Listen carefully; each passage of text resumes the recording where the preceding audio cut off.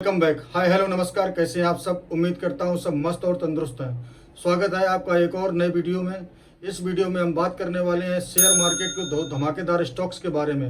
इन दोनों स्टॉक्स ने पिछले 5 सालों में मल्टी बैगर रिटर्न दिए हैं, यानी इस कंपनी ने पिछले 5 सालों में अपने निवेशकों को मोटा पैसा बनाकर दिया है।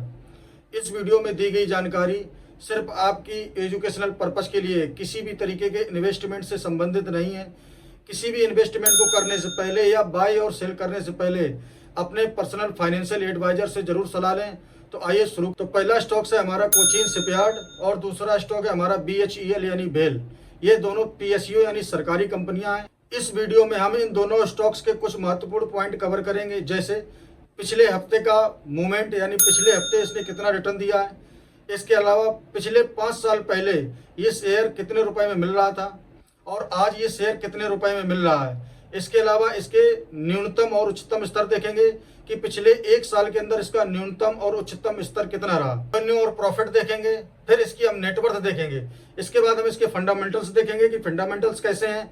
इसके बाद इसका अगला टारगेट देखेंगे कि ये शेयर कितना आंकड़ा छू सकता है। इसके अलावा इसकी प्रमोटर होल्डिंग्स देखेंगे कि इस कंपनी में किन किन लोगों ने निवेश कर रखा है। तो सबसे पहले इसके पिछले हफ्ते का मूवमेंट देख लेते हैं। पिछले हफ्ते का अगर हम रिटर्न देखें या मूवमेंट देखें तो लगभग 22% से ज्यादा का इसने रिटर्न दिया है। यानी अगर हम प्रति शेयर के हिसाब से देखें तो लगभग 285 रुपए के आसपास का इसने रिटर्न दिया है पर शेयर के हिसाब से, यानी जो एक हफ्ते के लिहाज से बहुत ही बेहतरीन रिटर्न है। अब आते हैं पिछले 5 साल पहले ये शेयर कितने रुपए का था। पिछले 5 साल पहले इसके एक शेयर की कीमत लगभग 172 रुपए के आसपास थी। आज अगर हम इसका रेट देखें तो लगभग 1577 रुपए के आसपास एक शेयर का प्राइस है। यानी आपने लगभग 5 साल पहले अगर इसमें 1 लाख रुपए के आसपास इन्वेस्ट किए होते तो आज उन 1 लाख रुपए के खरीदे हुए स्टॉक्स की कीमत लगभग आज के रेट के हिसाब से लगभग 9,16,000 रुपए के आसपास होती। अब इसके न्यूनतम और उच्चतम स्तर की अगर बात करें पिछले 1 साल की, तो पिछले 1 साल में जो सबसे न्यूनतम स्तर था वो था 562 रुपए का। यानी 1 साल पहले शेयर की कीमत थी लगभग 562 रुपए के आसपास। और 1 साल के अगर सबसे उच्चतम स्तर की हम बात करें, यानी सबसे उच्चतम स्तर देखें किसी ने कहां पर अपना हाई लगाया था, तो लगभग 2979 रुपए के आसपास इसने अपना हाई लगाया था, जो शायद जुलाई के महीने में इसने इस आंकड़े को छुआ था। वहीं अब अगर इसके रेवेन्यू और प्रॉफिट की बात करें तो रेवेन्यू 2022 में लगभग 3454 करोड़ रुपए के आसपास था और वहीं 2023 में इसमें जमकर गिरावट देखने को मिली और रेवेन्यू 3454 करोड़ रुपए से घटकर लगभग 2572 करोड़ रुपए के आसपास रह गया। वही साल अगर 2024 की बात करें, जबकि अभी 1 तिमाही के नतीजे आना बाकी हैं, तो 2024 में इसके रेवेन्यू में जमकर बढ़त दर्ज की गई, यानी जमकर वृद्धि हुई। जो 2572 करोड़ रुपए के आसपास का रेवेन्यू था वो 2572 करोड़ रुपए से रेवेन्यू बढ़कर लगभग 4141 करोड़ रुपए के आसपास पहुंच गए। यानी कंपनी ने जबरदस्त रेवेन्यू जनरेट किया है। वही अगर इसके प्रॉफिट की बात करें तो 2022 में इसका जो प्रॉफिट था लगभग 564 करोड़ रुपए के आसपास था। 2023 की अगर बात करें तो 2023 में 564 करोड़ रुपए से घटकर इसका प्रॉफिट लगभग 305 करोड़ रुपए रह गया था। अगर साल 2024 की बात करें तो साल 2024 में इसके प्रॉफिट में जमकर वृद्धि दर्ज की गई। यानी अगर हम देखें 305 करोड़ रुपए से बढ़कर लगभग 783 करोड़ रुपए के आसपास इसका प्रॉफिट पहुंच गया। यानी साल 2024 इसके लिए बहुत ये बेस्ट साल रहा। 2024 में इसने जबरदस्त वृद्धि की। कोचीन शिपयार्ड की अगर नेटवर्थ की बात करें तो 2022 में नेटवर्थ लगभग 4393 करोड़ रुपए के आसपास थी। 4393 करोड़ रुपए से बढ़कर साल 2023 में लगभग 4428 करोड़ रुपए के आसपास इसकी नेटवर्थ पहुंच गई। वहीं साल अगर 2024 की बात करें तो साल 2024 में 4428 करोड़ से जमकर जंप देखने को मिला और नेटवर्थ इसकी 4428 करोड़ रुपए से बढ़कर लगभग 5003 करोड़ रुपए के आसपास पहुंच गई। वहीं अगर कोचीन शिपयार्ड के अगर फंडामेंटल्स की बात करें तो फंडामेंटल्स इसके बहुत मजबूत है। अगर हम इसका मार्केट कैप देखें तो मार्केट कैप लगभग 41,487 करोड़ रुपए के आसपास है और अगर इसका पीई रेशियो देखें तो 47 पॉइंट लगभग 89 के आसपास है और अगर पीवी रेशियो देखें तो पीवी रेशियो 7.86 के आसपास का है और अगर हम इसके आरओई पर नजर डालें तो इसका आरओई जो है लगभग 16.42% का है और अगर हम इसकी बुक वैल्यू देखें तो लगभग 200 के आसपास है और अगर इसके एक शेयर की अगर फेस वैल्यू देखें तो इसके एक शेयर की फेस वैल्यू लगभग 5 रुपए के आसपास है। वही इसका अगर प्रमोटर होल्डिंग्स अगर का पैटर्न देखें तो 72% से ज्यादा की हिस्सेदारी इसमें प्रमोटर्स की है, वहीं 20% से ज्यादा की हिस्सेदारी रिटेल कैटेगरी की है। और वहीं अगर देखें लगभग लगभग 3.25% की हिस्सेदारी इसमें विदेशी निवेशकों की है, यानी एफआईआई की है। और अगर हम देखें तो लगभग 3.25% की हिस्सेदारी इसमें म्यूचुअल फंड की है। तो ये थे इसके फंडामेंटल्स। अब बात करते हैं इसके अगले टारगेट की, यानी नेक्स्ट टारगेट की। अभी कुछ दिन पहले जियोजित फाइनेंशियल सर्विसेज ने एक इसका टारगेट दिया था लगभग 1557 रुपए के आसपास का, जिसको कंपनी ने ऑलरेडी हिट कर दिया है। अभी आपको क्या लगता है कि अगला इसका नेक्स्ट कोचियन शिपयार्ड का नेक्स्ट टारगेट क्या होगा? कमेंट सेक्शन में जरूर बताएं।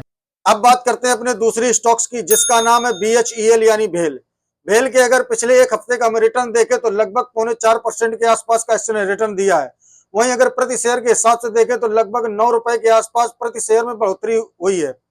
वहीं अगर इसके पिछले 5 साल का अगर रिकॉर्ड देखें तो पिछले 5 साल पहले एक शेयर की जो प्राइस था वो लगभग 44 रुपए के आसपास था, जो बढ़कर आज लगभग 251 रुपए के आसपास हो गया है। अगर हम इसके रिटर्न की बात करें तो लगभग इसने पिछले 5 सालों में लगभग 371% के आसपास इसने रिटर्न दिया है। वहीं अगर प्रति शेयर के हिसाब से देखें तो लगभग 197 रुपए के आसपास बढ़ोतरी हुई है।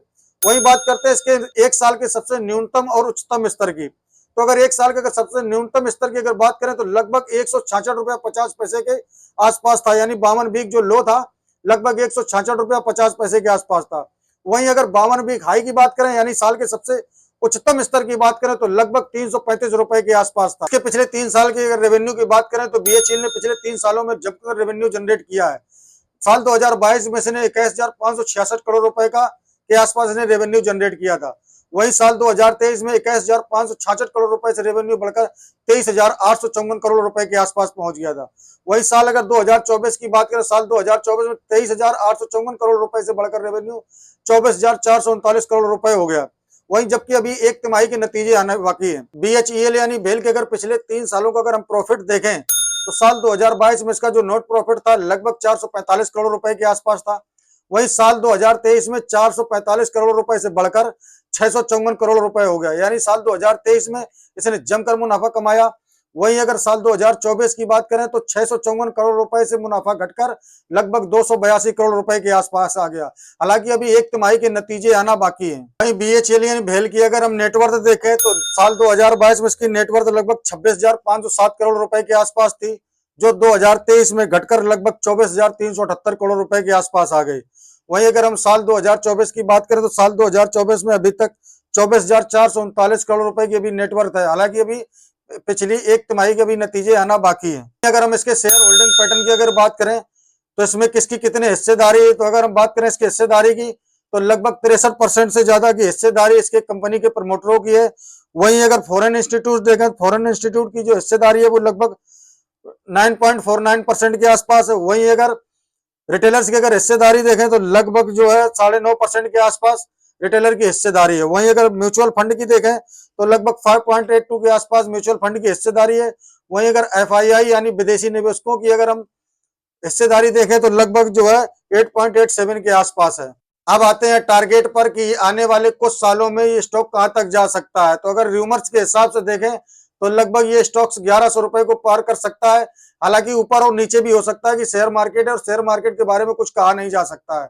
अगर आपको ये वीडियो पसंद आया हो तो लाइक शेयर और सब्सक्राइब जरूर करें। अगर आप मेरे इस वीडियो को अगर फेसबुक पर देख रहे हैं तो फॉलो करना बिल्कुल ना भूलें।